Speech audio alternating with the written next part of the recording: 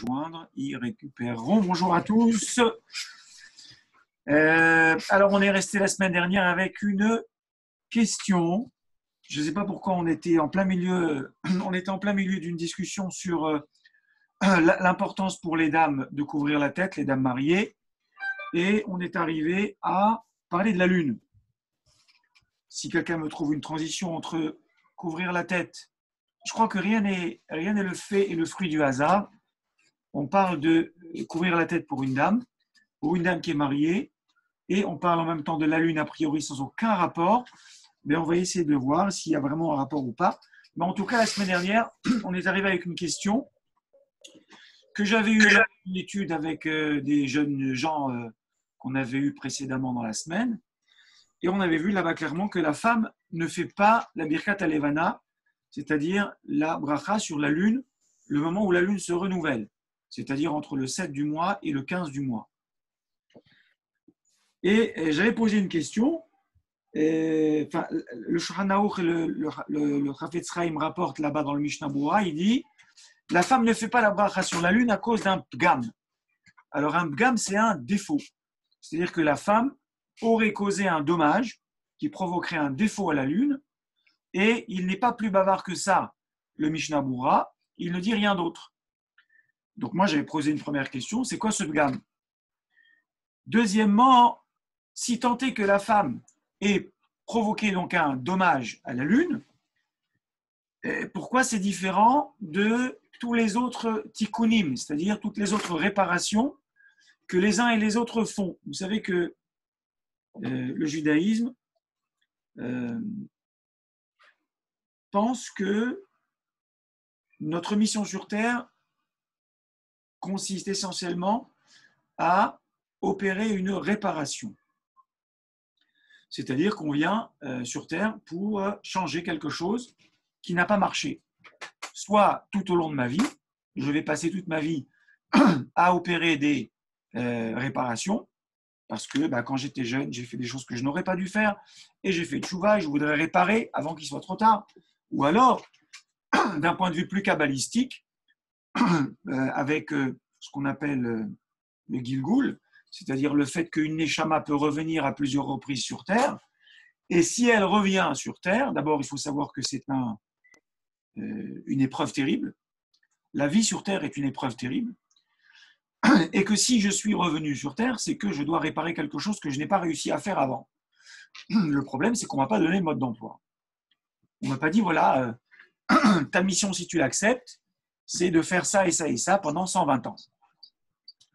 Alors maintenant, le travail qu'on a à faire, c'est d'essayer de comprendre finalement qu'est-ce que je dois réparer. Alors, il y a plusieurs choses. Il y a une réparation individuelle et il y a une réparation à l'échelon universel. C'est-à-dire que l'homme avec un grand H, la femme avec un grand F, a une réparation qui est une réparation permanente. C'est-à-dire, la tradition juive dit que l'homme et la femme ont fauté. Ça a provoqué un dommage terrible sur le cosmos, sur les astres, sur de l'un envers l'autre, de Adam envers Hava, et de Hava envers Adam, etc. Et donc, cette faute, qu'on appelle à tort, je crois, la faute originelle, elle a des répercussions jusqu'à la fin des temps. Et nous sommes en réparation permanente. Alors, si tel est le cas, puisqu'il y a une réparation permanente que la femme fait d'ailleurs tous les vendredis, notamment en prélevant la challah du pain, notamment en allumant les nérodes de Shabbat, la question que j'avais posée, c'est pourquoi, justement, si la femme a provoqué un dommage à la lune, est-ce que ça ne constituerait pas une réparation que justement elle fasse la bracha, elle, peut-être même plus que l'homme, et de cette manière, elle répare le dommage qui a été causé à la lune. Voilà, c'était la question avec laquelle on était resté la semaine dernière. Ok. Alors, premièrement, quel est le pgam? Quel est le défaut provoqué par la faute éventuelle de la femme sur la lune? Alors, grâce à vous, vraiment grâce à vous, puisque moi j'ai posé la question, et alors du coup, comme je n'ai pas de réponse, c'est embêtant de rester avec des questions sans réponse, donc je me sens obligé, pendant toute la semaine, de susciter la même interrogation, d'en parler autour de moi, et on fait des recherches, et au Hachem, on a trouvé, je crois, une réponse. La réponse, elle est livrée essentiellement par le Shla HaKadosh. Alors le Shla, on a du mérite aujourd'hui, au Hachem. Ce n'est pas tous les jours qu'on a l'occasion d'étudier un Shla HaKadosh. Il n'y a pas beaucoup de gens dans la tradition juive qui ont mérité d'avoir l'attribut HaKadosh. HaKadosh, ça veut dire Milachon Kedusha. La Kedusha, dans la tradition juive, c'est extrêmement important. C'est difficile à définir. Le peuple juif, on l'appelle Am Kadosh. Et le peuple juif, il est Kadosh parce que toute sa vie, il doit se comporter avec Kedusha. Alors tout ça n'est pas neutre. Hein. Moi, je ne crois pas au hasard. On parlait de Kisui Rosh, on parle de Kedusha, et aujourd'hui, on parle de Birkat Alevana. Le Shla HaKadosh, comme le Or HaChaim HaKadosh, Rabbi Chaim Ben Attar, comme Rabbeinu HaKadosh, Rabbi Yehuda Hanassi, il y a 3-4 comme ça grands personnages de la tradition juive qui ont mérité cet attribut. C'est intéressant de savoir que cet attribut est réservé généralement aux hommes qui ont su justement préserver le regard, ce qu'il faut regarder, et la relation avec les femmes, ou avec la femme. Dès l'instant où on a ce qu'on appelle, Rashi il explique, c'est quoi la Kedusha? Et Eve Perushim Mina Arayot. La Kedusha, ça constitue à se séparer de tout ce qui est union interdite, au sens très large. Alors le Shla HaKadosh, il apporte cette réponse sur la raison pour laquelle, alors c'est un développement très complet, hein, parce qu'on avait dit, mais c'est une mitzvah positive qui dépend du temps, et le Shla HaKadosh lui-même dit, mais vous avez d'autres mitzvot positives qui dépendent du temps, pour autant on ne dit pas à la femme, ne fais pas. Alors, on va dire, si tu veux, tu peux la faire, mais surtout, tu ne feras pas la bracha. Ça, c'est le Shulchan Aruch. Le Rama, et c'est les coutumes ashkénazes qui ne sont pas d'accord et qui disent non, même la bracha, en soi, n'est pas un frein, et ce n'est pas une bracha levatala quand une femme veut faire le loulav, ou quand une femme, je ne sais pas ce qu'il y a encore comme mitzvah assez choses, même je pense essentiellement au loulav. S'agissant de la lune, le Shla HaKadosh et beaucoup de Parshim disent la femme ne doit pas faire. Et il apporte cette réponse, il dit, très simple, le pgam, le défaut, c'est la faute de Hava. La faute de Hava qui a mangé du Etz HaChaim, et elle a du Etz HaDaat, et elle a cédé à la tentation du Nachash. Il faut prendre toutes ces terminologies avec beaucoup de précautions. Hein. Alors, le Nachash, on traduit par le serpent, d'accord? Le serpent, synonyme de toute forme de tentation, y compris des tentations de vertu. Hein, la tentation essentielle du serpent, c'était une tentation de rapport humain. Hein, j'utilise un lachon propre, volontairement. Donc, le Nachash était jaloux de Adam Arishon. Le Nachash voulait avoir une union avec Rava. Il y a un micro qui n'est pas coupé, s'il vous plaît. Voilà, c'est fait maintenant. Et donc, ce faisant, elle a provoqué plusieurs dommages collatéraux, entre autres, alors on ne va pas rentrer dans les détails parce que c'est une très longue mara, la diminution de l'éclat de lumière de la Lune. À la création du monde, le Soleil et la Lune étaient d'éclats de lumière équivalents.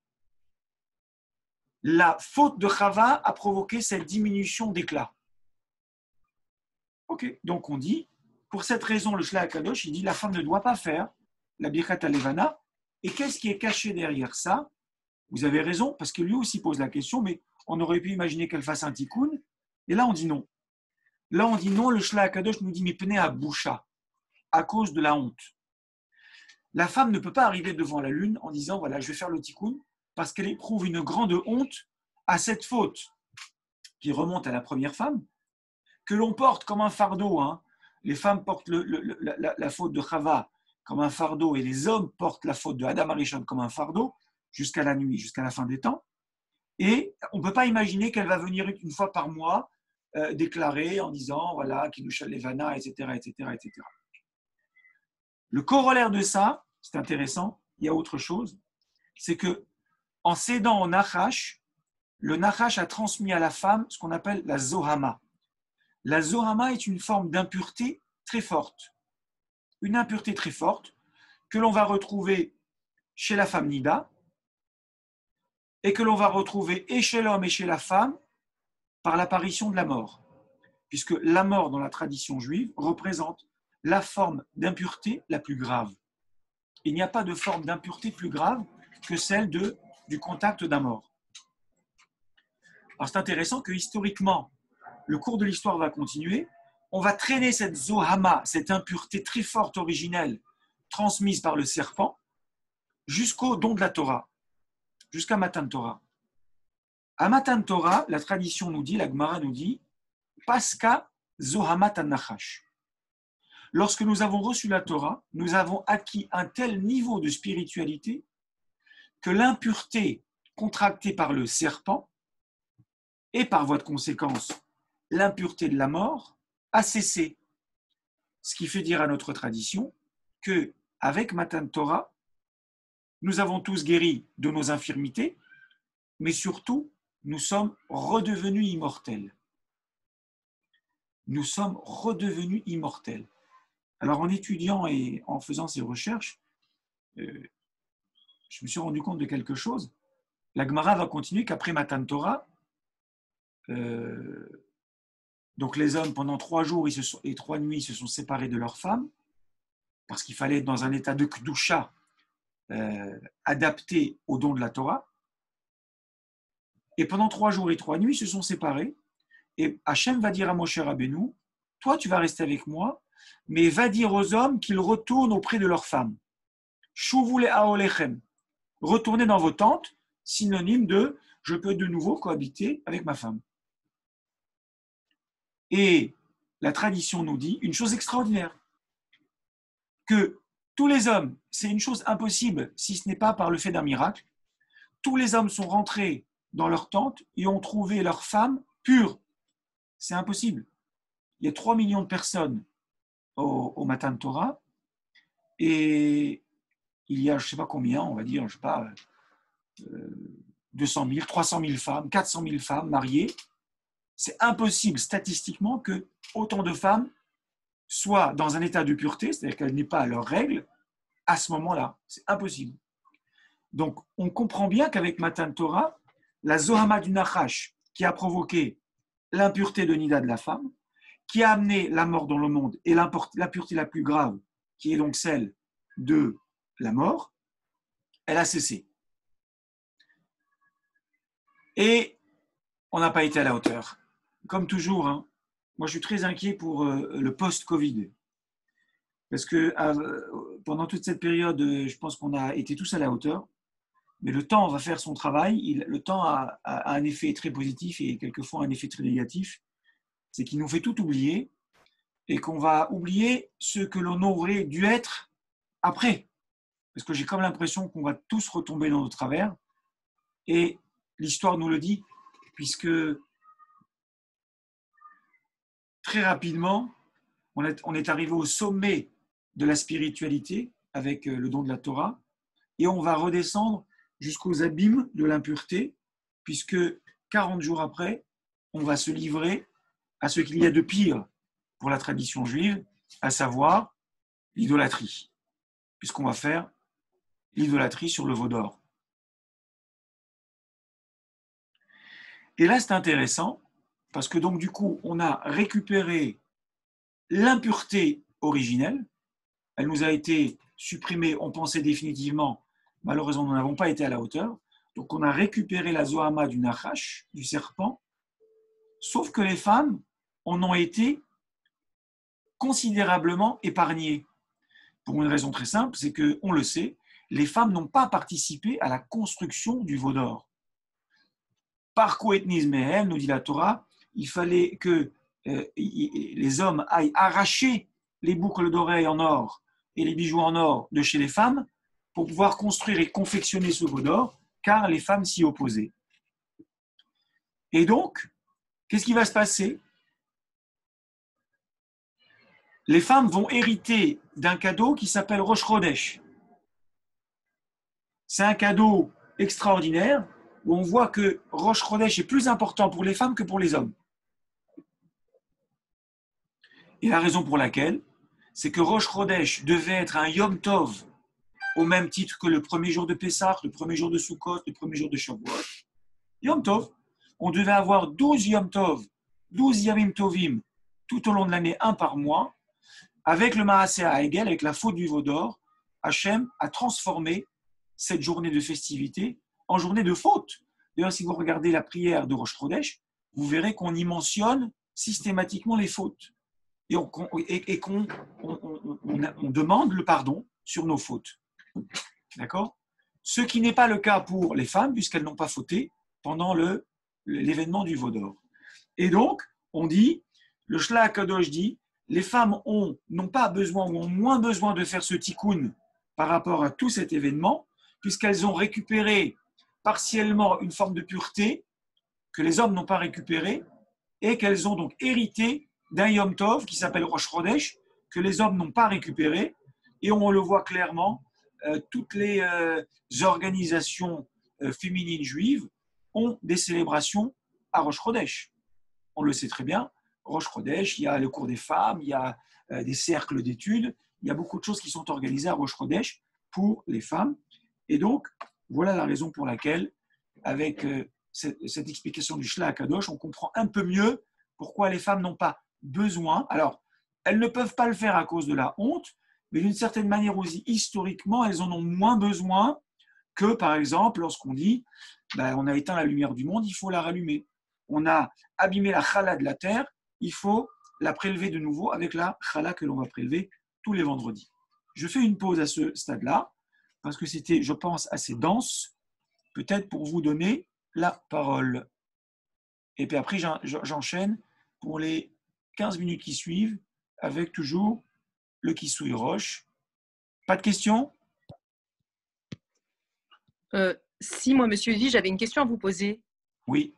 Excusez-moi, pourquoi vous dites que la faute originelle, c'est pas tout à fait la faute originelle ?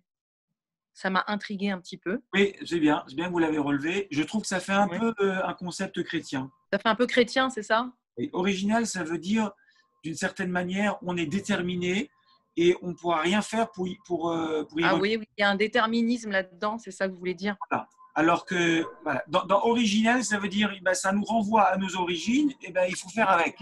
Alors que dans la tradition juive, il n'y a pas ce déterminisme-là. Il y a cet héritage, il faut l'assumer. Et il faut non seulement l'assumer, mais il faut le rectifier et le corriger. Et c'est extraordinaire de richesse pour une femme juive ou pour un homme juif de se dire, voilà, moi quand je vis un Shabbat, je remonte au Shabbat de l'origine et je rectifie ce qui n'a pas fonctionné pour m'amener à quoi ? Au prochain Shabbat qui s'appelle le Shabbat messianique. Alors que dans la tradition chrétienne, il n'y a pas de Shabbat messianique. Ça veut dire qu'on est constamment renvoyé à un passé avec un prophète qui a tout pris sur lui et qui dit maintenant, vous attendrez la dernière venue. Mais en réalité, vous n'avez aucune mission, aucune tâche à accomplir. On le voit très bien, le dogme chrétien, il n'y a pas de commandement, il n'y a pas de choses extraordinaires, il n'y a pas de réparation, c'est juste attendre.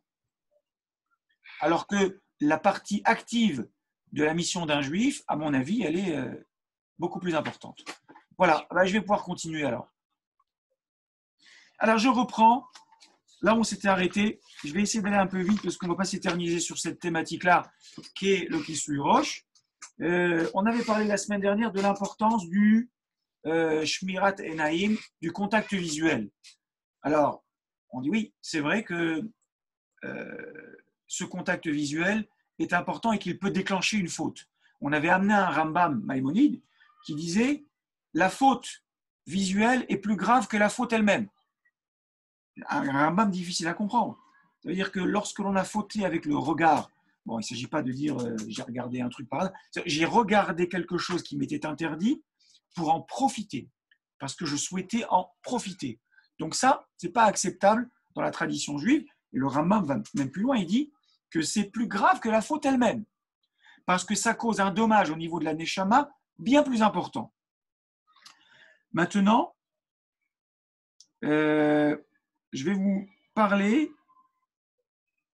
On a quelques exemples dans la Torah où on voit que la Kedusha, c'est-à-dire le fait que le peuple juif est séparé de tous les interdits, et c'est ça qui constitue sa Kedusha, est extrêmement importante. Qui l'a reconnu le premier dans la Torah? Extraordinaire. Bilham.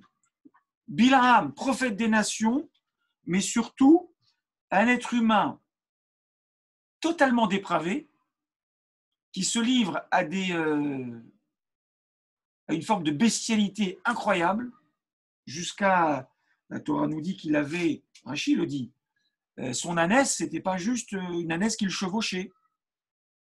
Incroyable.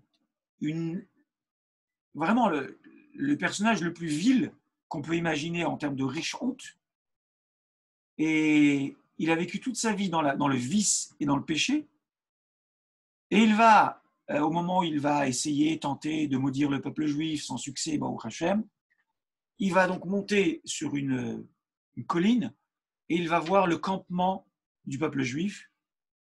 Et il va voir cette phrase qui est probablement la plus belle éloge du peuple juif. Matovu ohalecha Israël mishkenotecha Yaakov.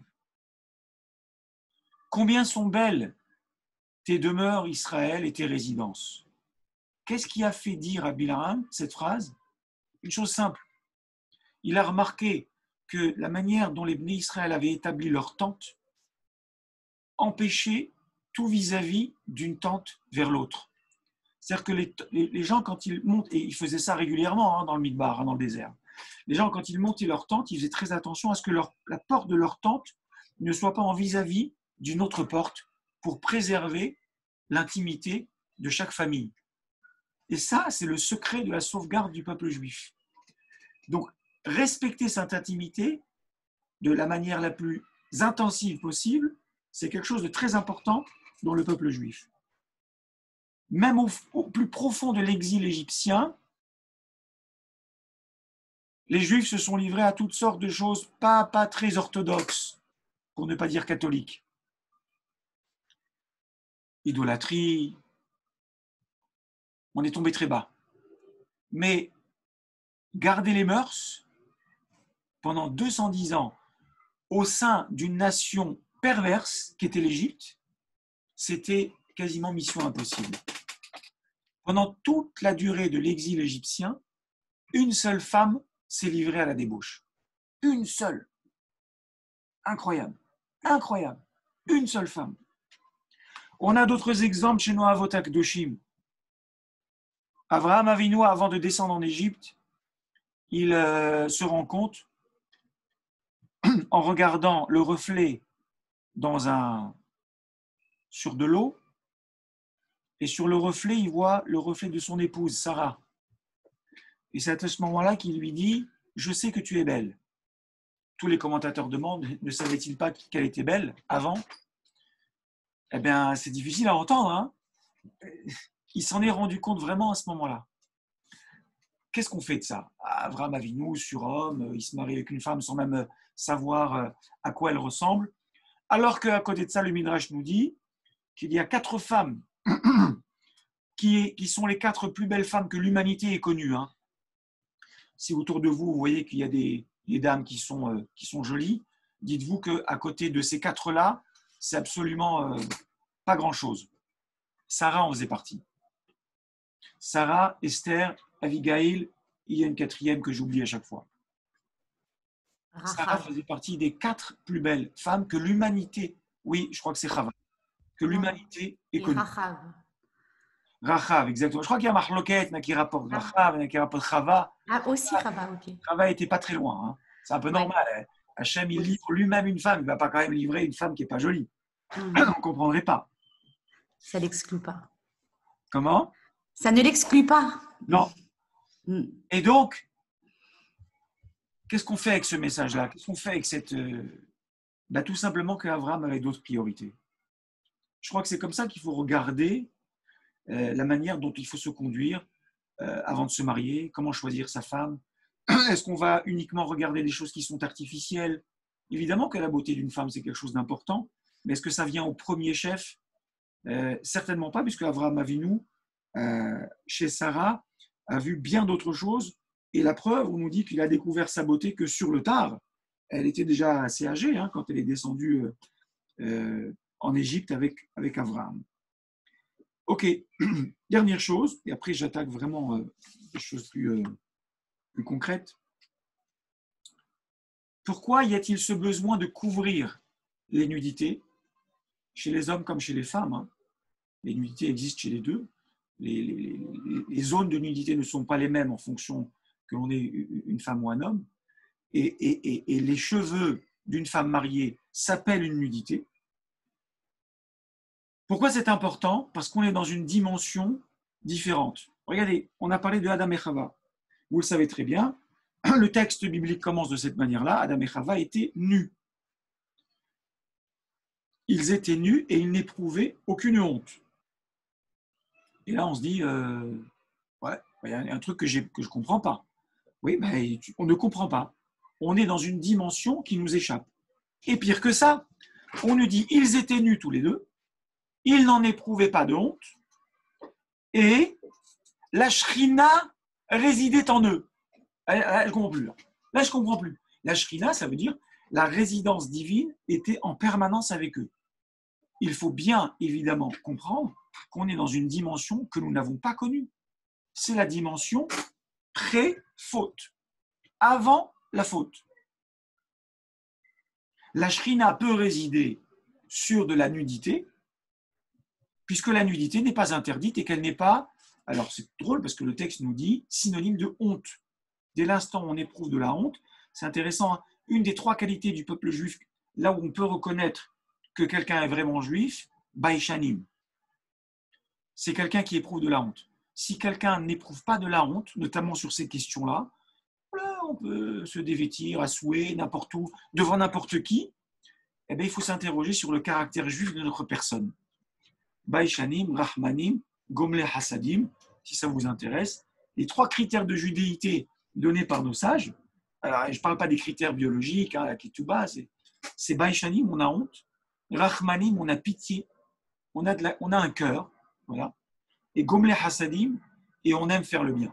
On aime dispenser du bien aux autres. Donc ça, c'est la dimension de la création du monde. Puis il va y avoir un événement extrêmement important qui s'appelle la faute. Il y a un monde d'avant la faute et il y a un monde après la faute. Et tout d'un coup, après la faute, le texte nous dit une chose extraordinaire. Leurs yeux s'ouvrirent, ils se rendirent compte qu'ils étaient nus et ils en éprouvèrent de la honte. Incroyable. Dès l'instant où j'ai mangé, où j'ai transgressé quelque chose, donc la transgression a pour effet un effet immédiat du retrait de la shrina.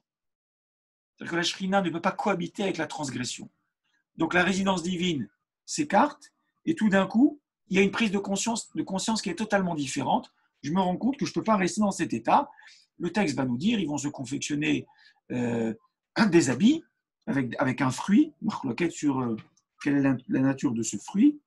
Et bon, le reste du texte est intéressant à étudier, mais ce n'est pas le but maintenant. Et à partir de ce moment-là, on va faire coïncider nudité avec retrait de la shrina. C'est-à-dire que dès l'instant où on a une nudité, tout ce qui est kedusha, tout ce qui est résidence divine, c'est antinomique, c'est contradictoire, c'est impossible. Donc nous ne vivons pas dans le monde d'avant la faute, nous vivons dans le monde d'après la faute. Donc par voie de conséquence, on a eu un travail pour faire attirer la résidence divine sur nous. Et de quelle manière ça s'opère? Justement par un éloignement de toute forme de nudité et de contact avec la nudité. Alors, je vais enchaîner, puis peut-être qu'il faudra conclure la semaine prochaine, mais avec quelques textes importants qui traitent de cette question-là, et notamment le texte de la Sota. La femme Sota, tout le monde a entendu parler de ce texte-là. Un texte très difficile à comprendre, notamment avec des lunettes modernes, parce que des fois, on a un peu de buée sur les yeux et on pense qu'on voit bien, mais on ne voit pas très bien. Donc, la femme Sota, rappelons-le, est une femme moyennement cachère, parce que l'erreur de lecture que l'on commet généralement, c'est de dire oh, c'est quand même profondément injuste, cette jalousie inexpliquée, cette pauvre femme qui a absolument rien fait.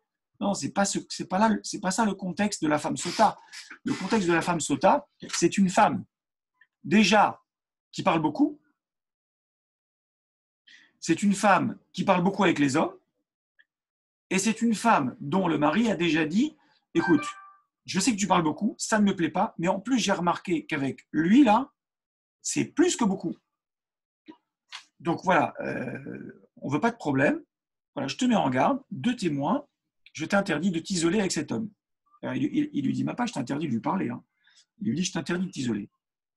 D'accord ? Viennent 2 témoins, 1 semaine, 2 semaines, 3 semaines après, et constatent juste qu'elle s'est isolée. Ils ne constatent rien d'autre. Ils viennent témoigner, ils disent, ah, désolé, tu l'as mise en garde, mais ça n'a servi à rien. Ta femme s'est isolée avec le monsieur, justement, contre qui tu l'as mis en garde. Et là, elle lui est interdite. Hein. Cette femme lui est interdite à son mari. Il ne peut pas rester avec elle sous le même toit. À cause de ce qu'on appelle Safek Eshet Ish, il y a un doute que cette femme mariée ait été avec un autre homme, et donc, si c'est le cas, elle est interdite. Donc, puisqu'il y a un doute, il faut éclaircir ce doute, et il faut donc se rendre au Beth Amikdash et faire donc toute la procédure de la sota, qui est intéressante, qu'on peut étudier sur texte. Là, on n'a pas le temps en 2 ou 3 minutes. Et pourquoi je vous parle de ça ? Parce que va venir ce moment, alors c'est très humiliant. On lui fait faire des choses qui sont très humiliantes et on la met en garde. Le Kohen va la prendre, il va la mettre dans un coin, il va la prendre, il va la tirer dans un autre coin. Et pourquoi on la met dans ces situations-là ? Pour qu'elle avoue. Parce qu'on ne veut pas qu'elle meure. Pour qu'elle avoue. Et qu'on ne lui fasse pas boire sur tous les eaux de la sota. Parce que si elle avoue, ce n'est pas non plus beaucoup mieux. Et là, elle tient, elle va jusqu'au bout, elle dit, moi, je sais, c'est une erreur, il y a une injustice, je n'ai rien fait. Et on va se livrer donc à un protocole dégradant pour la femme qui consiste à lui découvrir les cheveux. Le Kohen va lui découvrir les cheveux. C'est une scène pas très réjouissante. Hein. Il y avait du monde au balcon, il y avait des spectateurs, il y avait une forme de voilà ce que l'on fait à, d'accord, qui n'est pas très réjouissant et pas très courant non plus. Donc c'était humiliant. Et Rachid nous dit, de là, tu déduis que, puisque c'est une honte pour elle de découvrir ses cheveux, donc une femme mariée, sa dignité, c'est d'avoir ses cheveux couverts. Je vous ai planté, que les choses soient bien claires, hein, par rapport à ce qu'on va peut-être dire la semaine prochaine, il n'y a pas d'injonction de Torah, au même titre que ne mangez pas de cochon, ne mélangez pas le lait et la viande, mettez les tefilines, faites le Shabbat, mesdames, couvrez la tête une fois mariées. Ceci ne veut pas dire qu'il n'y a pas d'obligation qui serait peut-être sous-entendue par la Torah, comme c'est le cas ici. Mais il n'y a pas d'obligation noir sur blanc qui est une injonction pour la femme à se couvrir la tête au même titre qu'un homme qui doit mettre les tefilines ou à tout le monde qui doit faire Shabbat. Mais à partir de ce protocole de la sota, on se rend compte, on fait une déduction, on dit « Ah, très bien, donc c'est une humiliation pour elle de couvrir ses cheveux, donc sa dignité de femme mariée, c'est de couvrir ses cheveux. » Et je vais terminer, et puis on reprendra peut-être un petit peu la prochaine fois, mais pas beaucoup, parce qu'on est vraiment quasiment arrivé au bout.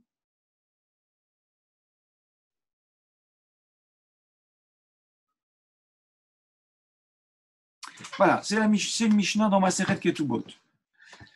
La Mishnah dit comme ça dans Ketubot. Ketubot est une Gemara qui parle des divorces, des mariages, la Ketubah, etc. Et la Mishnah dit comme ça, Ve'elu yotzot shelo bektuva. Il y a des femmes, la Mishnah nous dit, qu'un homme renvoie, répudie, sans Ketubah. La Ketubah, ce n'est pas juste une réparation financière. Un homme divorce une femme, il a des devoirs, qu'il a inscrit clairement le jour de son mariage dans la Ketubah, et il s'engage à, si jamais un jour, voilà, c'était plus toujours aussi rose, à verser tant et tant et tant et tant et tant. Sauf qu'il y a des motifs où l'homme divorce et la femme n'a même pas le droit à sa Ketubah. Et voilà les femmes qui sortent sans Ketubah. Aoveret aldat Moshe veyehudit. Les femmes qui transgressent la loi de Moshe et la loi juive. Intéressant. La Mishnah nous dit loi de Moshe, loi juive. Elle va expliquer. Vezoidat Moshe. C'est quoi la loi de Moshe? Ma'achilato she'eno me'usar. Elle lui fait manger un aliment qui n'a pas été prélevé, dont on n'a pas prélevé le maaser. Pour faire simple aujourd'hui, elle lui met des lardons dans la soupe et elle lui dit que c'est glad kasher. Voilà, comme ça tout le monde comprend. Umeshamash tonida. Et elle est en période d'impureté de nida, mais elle lui dit pas, c'est bon, j'ai été au mikvé. Et lui, elle est partie faire un tour en voiture, elle revient et elle lui dit, c'est bon, j'ai été.